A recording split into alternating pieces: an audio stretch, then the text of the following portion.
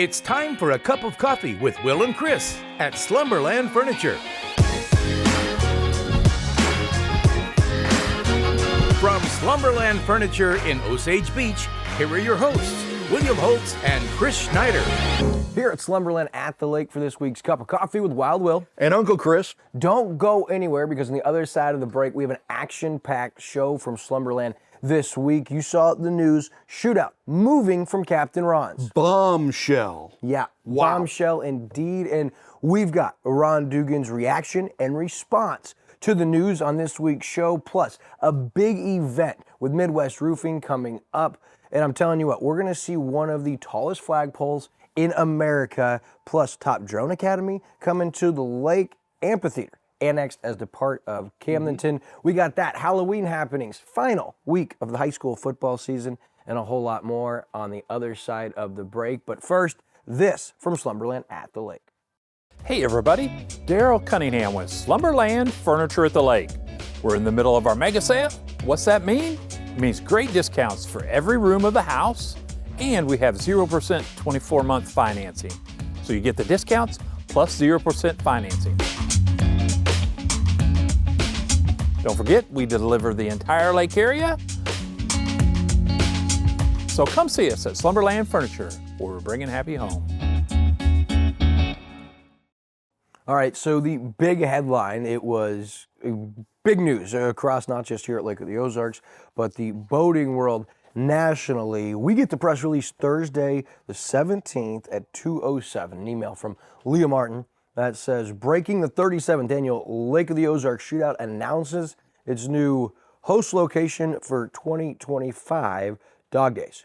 Bar and grill in completed portions of Oasis and Marriott Resort and Conference Center. They announced there will be a press conference at a later date. In the press release, it had comments, it had quotes, and lots of information, including about next year's shootout. Yeah, okay, so for some of us, this was completely out of the blue. I did not see this coming, although somebody had mentioned this to me like 2 months ago, and I'm like, nah, you know, but it's true apparently. So the press release says they're going to optimize charitable fundraising potential with this move, heighten the overall experience for all involved in the races. The docks and completed parts of the Oasis and the Marriott Resort, you know, the Oasis theme park that's being built right now, and then they're going to put the Marriott in next door, factored into the decision to form what they're calling a block host location, not just one location, but several locations, kind of a block going on. Now, the Shootout's two-day race is scheduled for August 23rd and 24th of next year.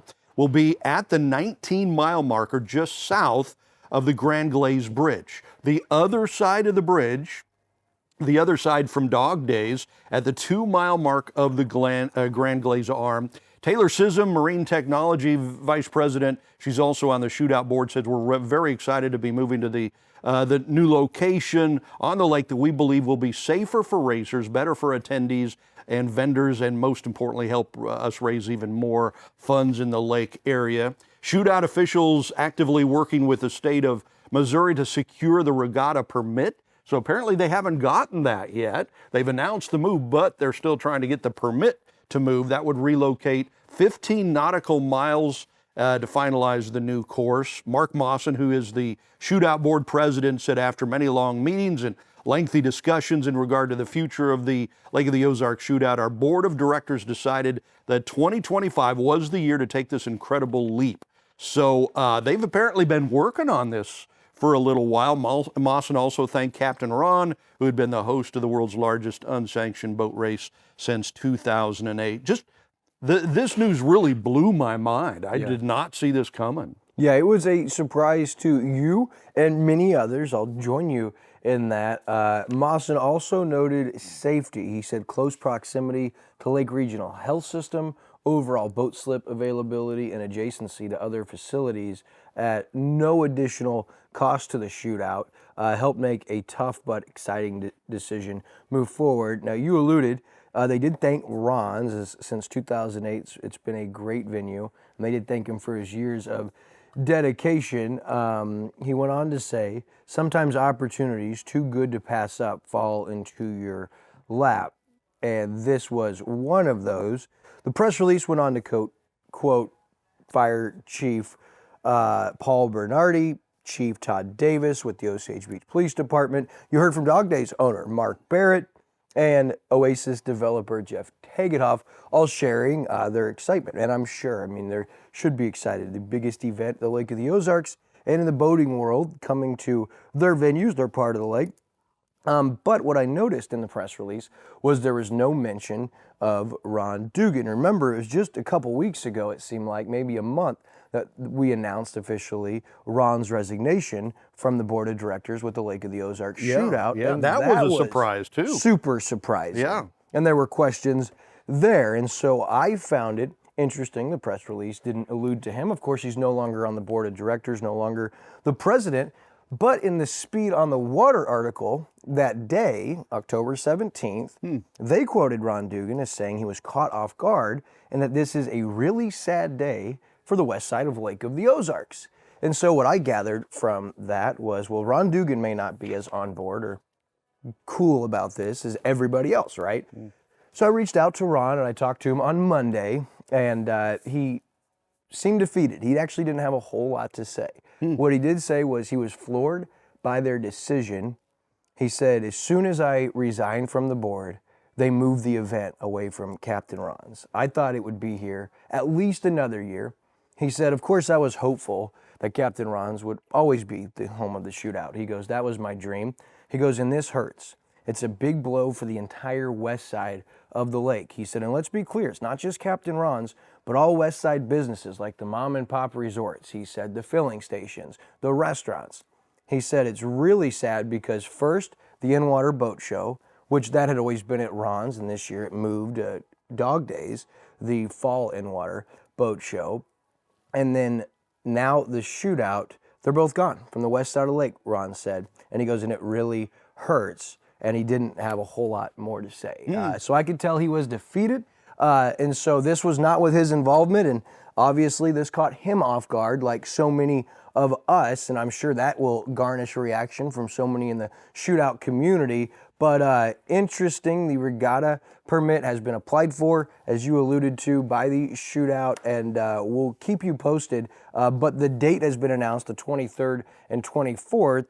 But this would obviously put more of a stress on the Oasis development as far as, parts of the finished property there. Yeah. And of course, Dog Days now would, take control of this event. But I was, like you, surprised. Oh, man.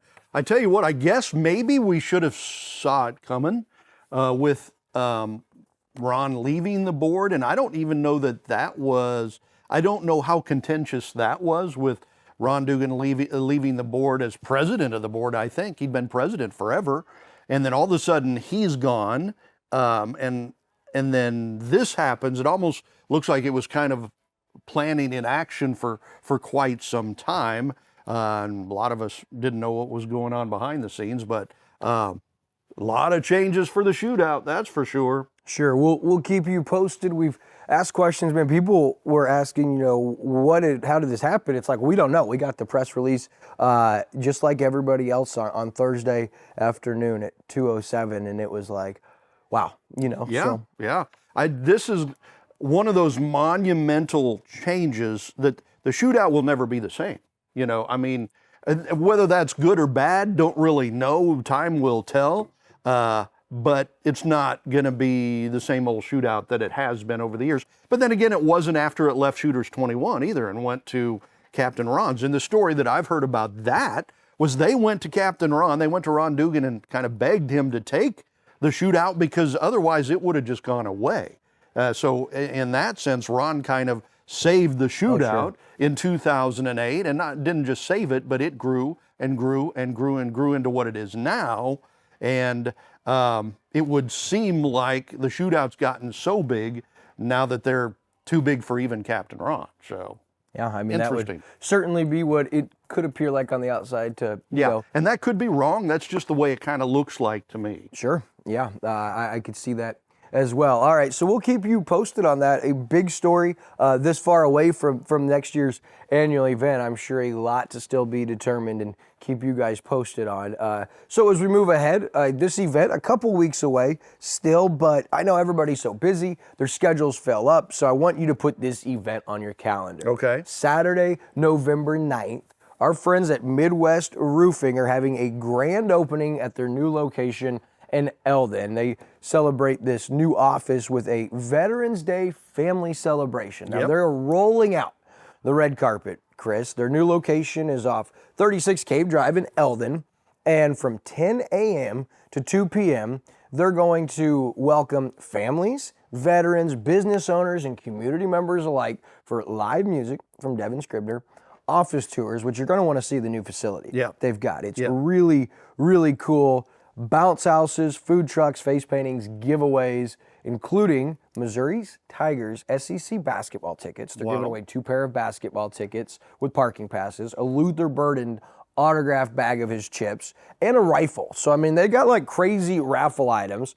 And on top of that, rumor has it that the flag being unveiled that day is going to be the second tallest flagpole in the United States. Wow. And I think our very own governor, Mike Parson, is going to be on hand. But even more important than that, you're going to be on hand, right? I mean, big time celebrity. Yeah, exactly right.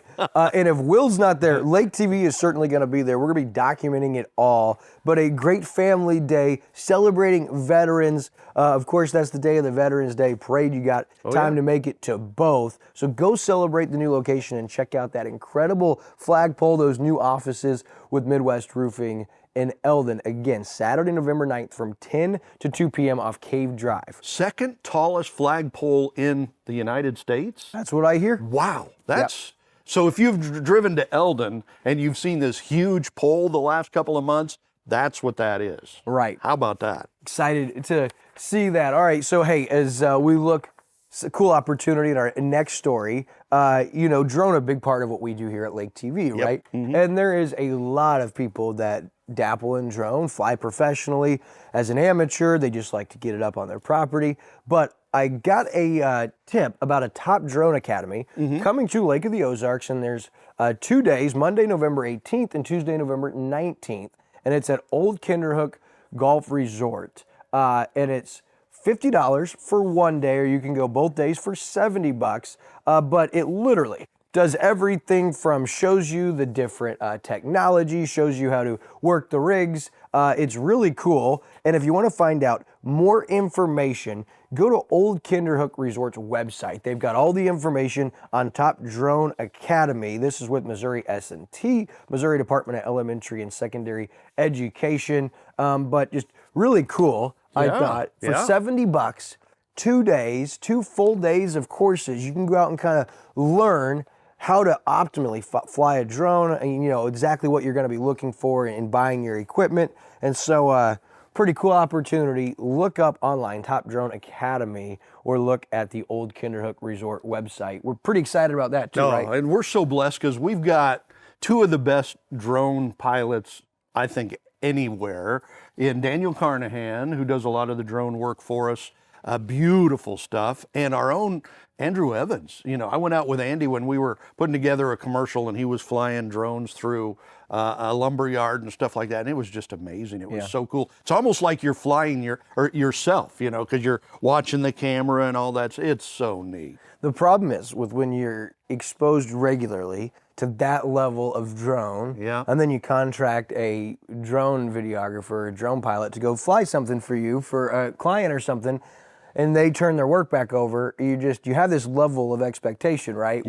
You know, so we have the best, especially Daniel Carnahan, Skyview Photography. We posted Monday, it was a throwback to 2018, fall colors at Hahatonka, because this year the fall colors have been kind of a letdown. Really? I think they're beautiful. Yeah, but I mean, we haven't gotten a lot of moisture, so they're just not that vivid like the real bright reds and oranges. You see more like dull browns and dead orange and, you know, fading yellows. You like all those adjectives? Yeah, you know, that was good stuff, man, absolutely. But I'm used to looking at myself in the mirror, so looking at anything else is a move up, so that's good. Hey, speaking of why we're talking about leaves, perfect segue. Ameren reminds us, don't dump your leaves in the lake. That's always been a topic of conversation. You see lake area happenings. People will rat on their neighbors. They're like, hey, look at this schmo dumping their leaves in the lake. And then the other people will comment, well, I thought you could. We do the same thing. Well, listen, here's from Ameren, and they say,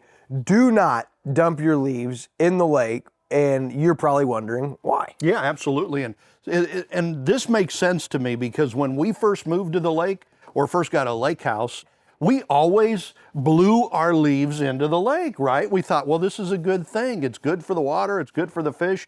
Come to learn that is not what you're supposed to do, right? Why? It's a good question. Should I do a citizen's arrest right now? Citizen's arrest, absolutely. So there's some good reasons why. Number one, a higher risk of health hazards, both to the fish and to the water and everything else. Disrupts the ecosystem, and then it can smell bad. Emits a really bad smell. So everybody's asking, well, how do I get rid of the leaves then? Well, of course you can burn them, right? Just be careful and be safe when you're burning them, especially this year because it's so dry. You can bag them, and then go throw them away, or you can compost them, but don't just blow them in the lake. It's not good for the lake, not good for the fish, not good for the water, not good for anything. So don't just go do that. Yes, and to find out more about leaf removal, vegetation management, and other lake news by the true experts, visit amerenmissouri.com/lake, and it's so easy. Their website, very easy to navigate and look through, so go check that out. But I thought that was good to share because that's every year, this time of year, right? Like we're due at our house to have our first leaf blow. We do 2 every year. It's getting out of hand. Yeah. And so that was perfect timing. You're gonna start seeing those lake houses. I'm sure you guys have that issue right now. You know what we have started to do the last few years? We've burned, a lot. Once we learned we weren't supposed to put them in the lake. We burned them, and that's great. You just have to make sure it's not a windy day and all that stuff. But the last few years, we have been kind of mulching them back into the yard, right? Which I like it. I think is good for the yard. So we'll blow everything onto the lawn and get the mower back out and then, mulch them back up. And we have to do that a few times, 2 or 3 times, because there's so many leaves. But I think it's good for everything. It's good for the soil, good for the grass, and you're not putting them in the lake. People may not know this about Uncle C, but he's not afraid of hard work. This guy will I'm get afraid after of it, all right. No, this guy gets after it. Like hard labor, that yard man around the house. I'm impressed with what you guys have done out there. I'm just trying to keep up with my 85-year-old father-in-law who still outworks me like 3 to 1. So. Which is great to have him there because it keeps you motivated, right? Right, yeah, or feeling guilty, one or the other. All right, so hey, other news, we told you a couple months ago about there was conversations about the Ozarks Amphitheater being annexed as part of the city of Camdenton and the potential benefits. Well, KRMS reported that according to Camdenton City Administrator Jeff Hooker, the Ozarks Amphitheater is now officially part of the city of Camdenton. This is going to provide city with significant boost in sales tax revenue as the amphitheater has been its own separate entity. It'll remain that. So they'll project between $8 and $10 million in revenue, or that's the projection given maybe by an example by Administrator Hooker. And he says, which would equate to $180,000 to $200,000 by the time the city gets their 2%. That's substantial, right? I mean, you think about what a city could do with road and bridge, or, some of your long-running important staff that might be due for pay raises. I mean, $200,000 goes a long way. But it was through a voluntary annexation, and it was part of a 3-way deal with the city of Camdenton, the Ozarks Amp, and MoDOT, because the water and sewer extensions to the amphitheater and the MoDOT shed right outside there were actually primarily funded through MoDOT's ARPA funds, which is a great thing for the lake area and for the amphitheater. And then the AMP threw in $20,000 and hookup fees. And so this is a long time coming, Jeff Hooker says, and it starts officially November 1st. But I think this is a big one. I mean, because nobody has been as big of a proponent, a driver in economic tourism dollars than the Ozarks Amphitheater. This is a great thing. They're going to win. The city's going to win. And so it's cool to see between MoDOT, the city of Camdenton, and the Ozarks Amphitheater to see a 3-way synergy project here. Pretty neat. And like I said, the city's going to gain $200K, and ARPA funds through MoDOT were put here for that station to be put between their shed and the amphitheater. Seems like a win-win, right? It's a win for the city because they're now officially tied in with the amphitheater, and they should be making 2% of what amphitheater draws every year. That's nice, and they're teaming up now, which is good for both parties. But also the amphitheater has gotten so big, grown so much, that they've kind of outgrown their own little, sewer system entity, whatever they were doing before. They were outgrowing that. It was time to move on. So they team up with the city so that they take care of all those problems. Win-win for both. And now that they're partners, they should be able to help each other. This is so much better than a TIF. Yeah. Right? Yeah. The amphitheater has go. helped everything around them grow and benefit economically. And so now everybody's going to win. And so that's something I can get behind. Yeah. And we love Mary Kay and Tom. They are such neat people, so community minded and driven, and they're all about helping the community out. And so things like this are a beautiful thing when you see it work. And the official date for the amphitheater to become a part of Camdenton is November 1st. So coming right up. And one thing that I'll say, we love Tom and Mary Kay. Mary Kay is one of the coolest, most neat stories of perseverance, the entrepreneurial spirit, innovation, drive, and determination. If I was going to write a book about one person at the Lake of the Ozarks, like in the business realm, I'd probably pick Mary Kay Von Brindle. She's an overcomer, and look at that place. Oh, incredible. Yeah, and those two work hard. Oh, man. I mean, during in-season at the amphitheater, they pretty much lived there, Did you see literally. their selfie on the stage? The last one? I did not see that. They signed out finally. Andrew, put it up. You got to show, so we can give. And it was on Happy Hour with DJ Kyle, of course. I love the segments they're doing with our friends at the amphitheater. Yep. DJ Kyle and Megan do such a great job. But imagine how long that season is. Cool. And that was their final sign-off for what was their largest year. So well-deserved. Yeah. We love you guys. Good stuff over there. So next, Halloween, right around the corner. Yeah. There's so many events. And real quick, I want to run through a few of them because our friends over at Lake Expo put together an incredible list for us. Friday, October 25th, Lost Souls Lair and Blacklight Pop-Up Bar with Lake Breeze Event Center in Camdenton. Also on Friday, Fearstone Forest from 5 p.m. to midnight. How about that? And they do a kids deal from 6 to 7. That's also in Camdenton. And then Saturday, October 26th. That's like the crazy day. Yeah. You've got Gravoy Pub Crawl. You've got Captain Ron's Adult Party Costume Contest. Hy-Vee, Their Big Haunted Hollow. The Lake Valley Trunk or Treat. You've got Halloween on the Strip that day. You've got Doctors Lawn and Landscape Fall Festival in Sunrise Beach. We've been to that together before. Yeah. Not planned. I mean, you would never go anywhere with me outside of work, but we saw you. And Not true. You started running. Michelle's like, get back here. It was the other way around. But so that's a really cool deal. So many events going on Friday and Saturday, and even past that. Stover has Halloween in the park, Kids Spooktacular at Captain Ron's, Trunk or Treat and Fall Festival.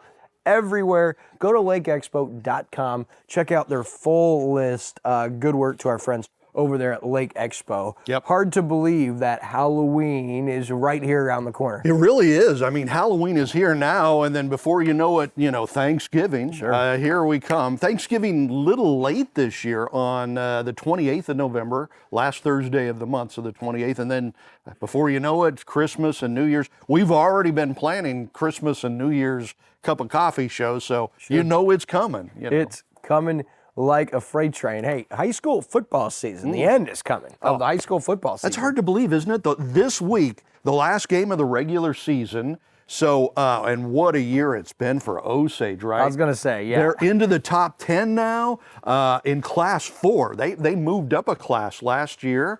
So they're not in little Class 3 anymore, Class 4, and now they're in the top 10 ranked.